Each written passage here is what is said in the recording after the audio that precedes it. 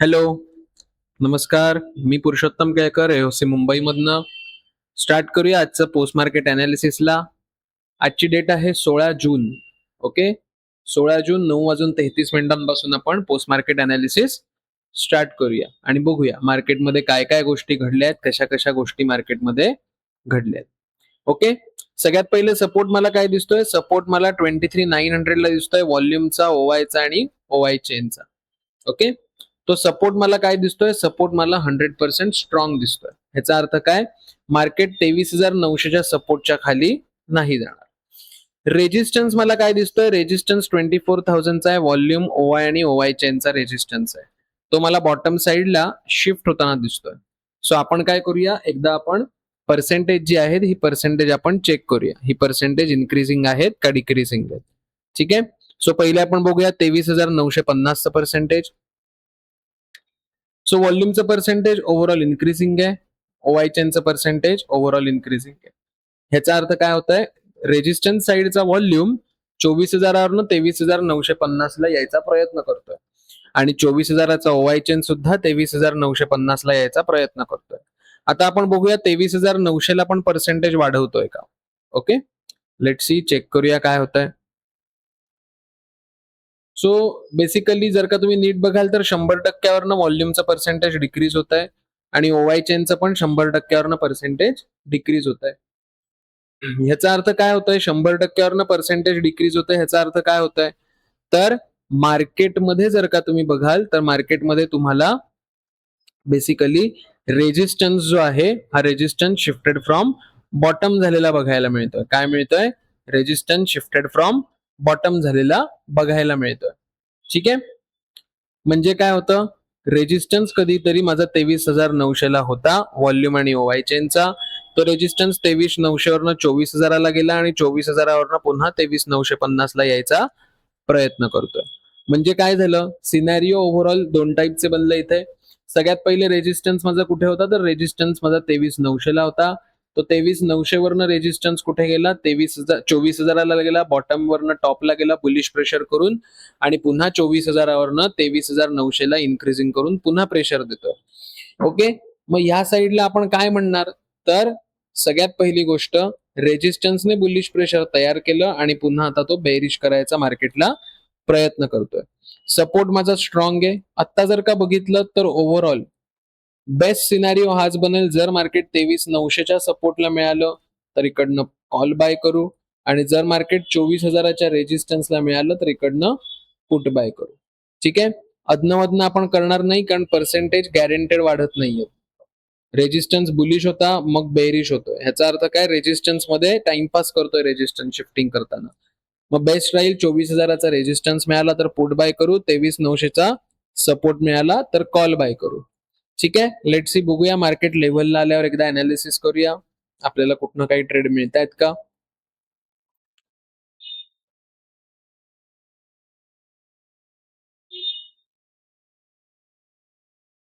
Candle खाली close झालेली आहे, मार्केट इथे पुन्हा आलेलं रिटेस्टला. ठीक आहे. इकडनं आपल्याला पुट बनेल का एकदा चेक करूया. सपोर्ट अजून जशाचा तसा आहे 23,900 ला स्ट्रॉंग. जर मार्केट 23,900 ला आलं तर फर्स्ट टाइम हिटिंगला आपण कॉल बाय करू शकतो. ओके. रेजिस्टन्स 23,950 ला आहे व्हॉल्यूमचा. तो टॉप साइडला पण शिफ्ट होतोय आणि बॉटम साइडला पण शिफ्ट होतोय. एकदा पर्सेंटेज चेक करूया, बघूया इकडनं आपल्याला पुट घेता येतोय का, कारण 23,900 ला 91% आहेत. सो आपण ही पण पर्सेंटेज चेक करूया 91 आणि ही 96 सुद्धा चेक करूया. ठीक आहे. सो व्हॉल्यूमचं पर्सेंटेज जर का ओव्हरऑल बघाल तर ओव्हरऑल 100 वरनं डिक्रीज झालं आणि पुन्हा स्लोली स्लोली जर का बघाल तर स्लो एकदम खूप मुंगीच्या पावलासारखं इन्क्रीजिंग आहे. म्हणजे प्रेशर बनवता येत नाहीये व्हॉल्यूमला बॉटम साइडला. ओके. ओवाय चेंज व्हॉल्यूम बघूया वरच्या साइडला काय करतोय 24,000ला. सो व्हॉल्यूम वरच्या साइडला काय?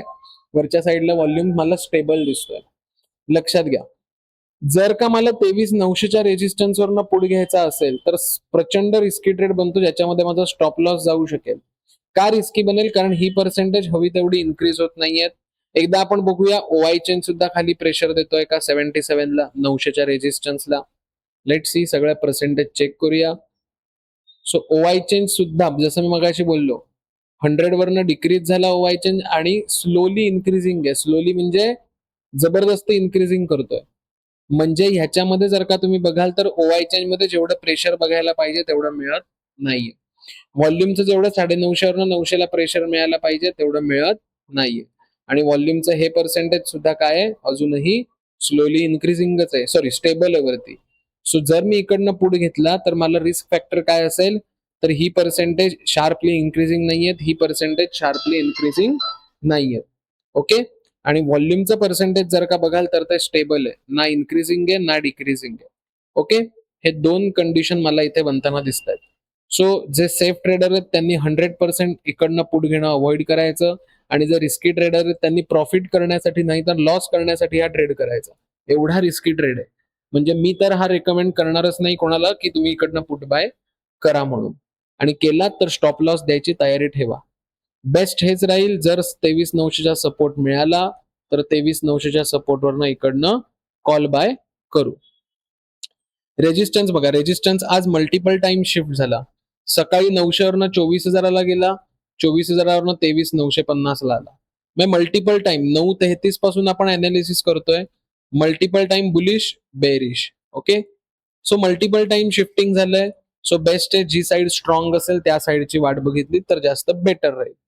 ओके. चला आता बघूया पुढे काय येतं. मार्केट लेवलला आलं की अनालिसिस करू आपण. कन्सॉलिडेशन अजूनही चालू आहे मार्केटमध्ये.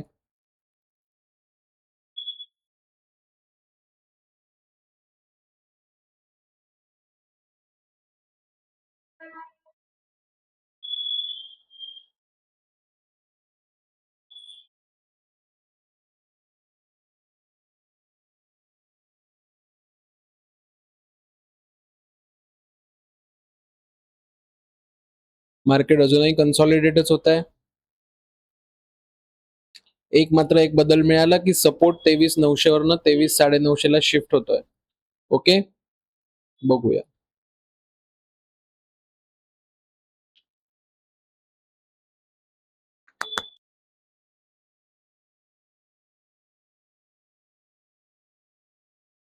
सपोर्ट साईडचा ओवाय चेंज बरोबर ओवाय सुद्धा वरती शिफ्ट व्हायला सुरुवात झालेली आहे.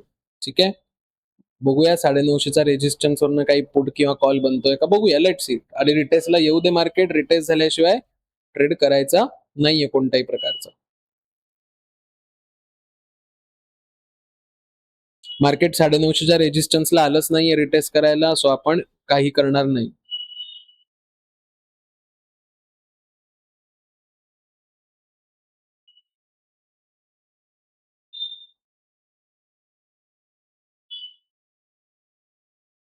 चला, मार्केट 950च्या सपोर्टला आलेलं आहे. ओके.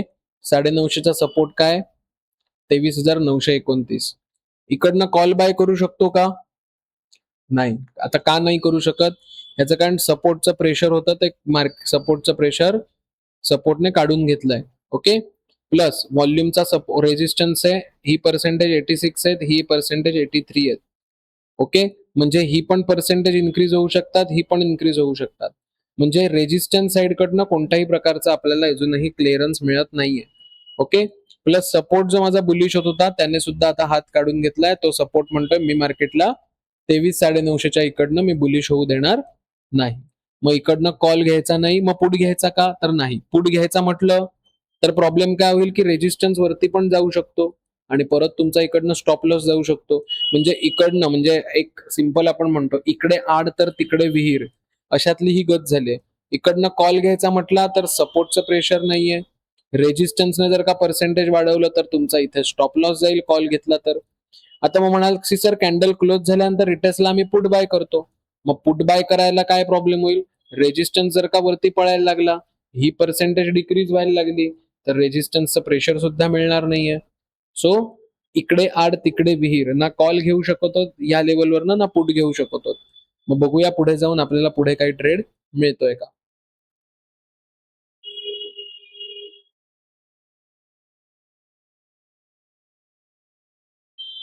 अजूनही रेजिस्टन्स बघाल तर मल्टिपल टाइम रेजिस्टन्स खाली पण शिफ्ट व्हायचा प्रयत्न करतोय, वरती पण शिफ्ट व्हायचा प्रयत्न करतोय. आणि ऑलमोस्ट सेम पर्सेंटेज आहे, इथे 81 आणि इथे पण 85, म्हणजे ऑलमोस्ट सेम, एक 2-3% फरक आहे. त्यामुळे मे बी तो बुलिश पण होऊ शकतो, मे बी तो बेरिश पण होऊ शकतो, प्रोबॅबिलिटी काहीही बनू शकते. आता मग ट्रेड कुठनं बनेल सर इकडनं? बेस्ट एकच ट्रेड बनेल, जर मार्केट 23,900च्या सपोर्टला आलं तर सपोर्टवरनं कॉल बाय करू. It is our best and safest trade in the day. Okay, so let see, बघूया काय होतंय मार्केटमध्ये.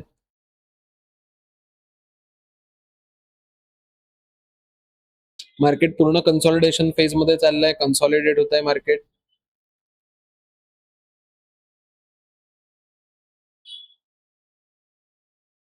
रेजिस्टन्स बघा, रेजिस्टन्स जर का बघाल तर येल्लो बॉक्स काही तो सोडत नाहीये, इन्क्रीज डिक्रीज रेजिस्टन्सचं चालू आहे.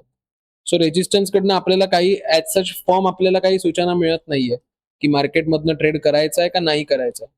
सपोर्ट मात्र बिचारा स्ट्रॉंग आहे, सपोर्ट बिचारा एकटा स्ट्रॉंग आहे, तर सपोर्टवरून नक्की हक्काने कॉल बाय करू शकतो. ओके, मार्केट पूर्ण कन्सॉलिडेट चाललंय, रेजिस्टन्सवर आज भरोसा ठेवून फायदा नाहीये. ओके, काल आठवतंय, काल सपोर्ट कन्फ्युजन मध्ये अडकलेला, असा मल्टिपल टाइम सपोर्ट काल शिफ्ट करत होता. जर नसेल बघितलं तर एकदा कालचा व्हिडिओ बघून घ्या. ओके, कालचा पोस्ट मार्केटचा व्हिडिओ मी टाकलाय. काल सपोर्ट कन्फ्युजन मध्ये फसलेला, मल्टिपल टाइम सपोर्ट काल शिफ्ट होत होता, आज रेजिस्टन्स मल्टिपल टाइम शिफ्ट होत होता.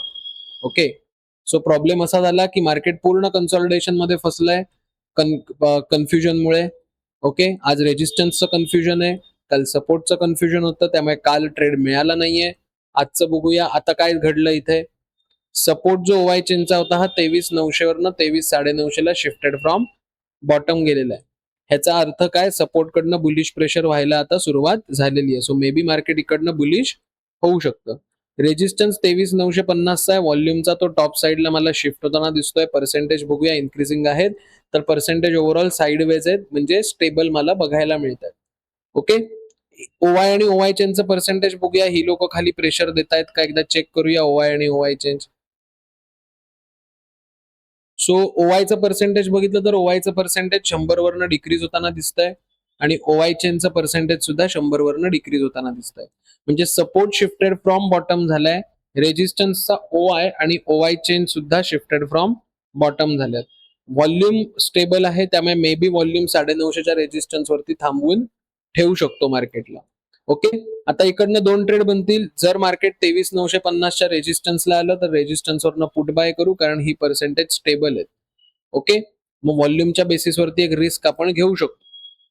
आणि जर 23,950च्या सपोर्टला मार्केट आलं इकडनं, तर आपण कॉल बाय करू शकतो. फक्त एक लक्षात घ्या, हे पर्सेंटेज 85%च्या खाली गेलं पाहिजे, तरच कॉल बाय इकडनं करू शकतो. ओके, कारण हे आता 99, हे मे बी परत वाढून परत खाली येऊ शकतो सपोर्ट. ओके, त्यामुळे जर हे पर्सेंटेज 85%च्या खाली असेल, ओके, तरच 23,950च्या सपोर्टवरनं कॉल बनेल आपला. ओके, चलो लेट सी, बघूया मार्केट लेवलला येत आहे का. 23,950च्या रेजिस्टन्सवरनं पुट घेऊ, 23,950च्या सपोर्टवरनं कॉल घेऊ.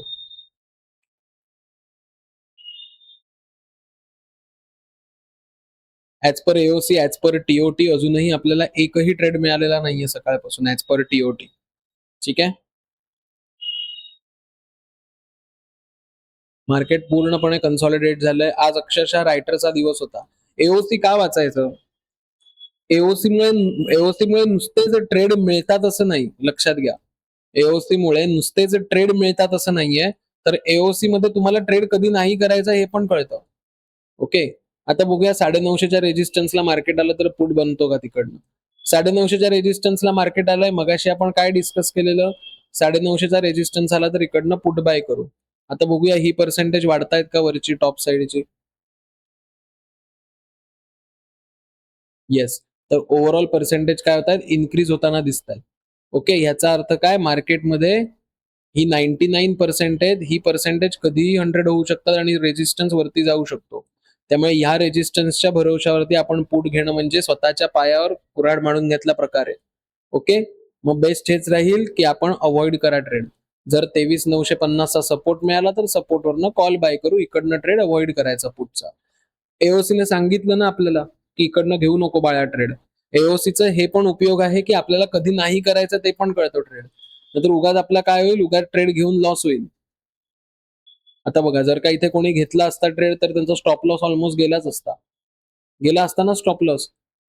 मग एओसी आपल्याला सांगत असतं. प्रॉब्लेम कसा आहे, आपण ऐकत नाही. आपल्याला का सकाळपासून कॉलपुट बॅट बॉल खेळायचे. प्रॉब्लेम तिथे होतो आपला. ठीक आहे. सो आज दिवसभरामध्ये ऑफिशियली ऍज पर टीओटी एकही ट्रेड आलेले नाहीयेत ऍज पर एओसीच्या थिअरीनुसार, ऍज पर टीओटी. सो आज सुद्धा नो ट्रेडिंग डे होता. कालचा नो ट्रेडिंग डे, आजचा नो ट्रेडिंग डे. गेले 2 दिवस फार बेकार चाललेत, पण लॉस होत नाहीये, त्यामुळे टेन्शन नाहीये. त्यामुळे आपण काय करणार, आपण वेट करणार आपल्या लेव्हलचा. 2:30 वाजलेले आहेत, त्यामुळे पोस्ट मार्केट आजचा मी थांबवतोय. मी रोज सकाळी युट्यूब वरती लाईव्ह असतो. चॅनलला नवीन असाल तर सबस्क्राईब करा, बेल आयकॉन प्रेस करा. बेल आयकॉन प्रेस केल्यामुळे ज्या ज्यावेळी नवीन नवीन व्हिडिओज तुम्हाला मिळतील तर डायरेक्टली तुम्ही त्या नवीन व्हिडिओवर क्लिक करून ते व्हिडिओ डायरेक्टली बघू शकता. ठीक आहे. मी पुरुषोत्तम केळकर, एओसीचा ऑफिशियल ट्युटर आहे. ओके. 15 जुलै पासून बॅच चालू होते. जी लोक इच्छुक आहेत त्यांनी मला डायरेक्टली कॉल करू शकता किंवा व्हॉट्सअपला मेसेज करू शकता. युट्यूबचं चॅनल जर का तुम्हाला प्रॉब्लेम येत असेल बघायला तर तुम्ही इकडनं डायरेक्ट काय करू शकता, इकडे क्लिक करून चॅनलवरती जाऊ शकता. सबस्क्राईब करा. व्हिडिओ आवडला असेल तर लाईक करा. ओके. उद्या सकाळी भेटूया 9:30 वाजता पुन्हा त्याच जोशामध्ये आणि त्याच जोमामध्ये. ओके. चलो Tata. Have a nice day. Have a good day.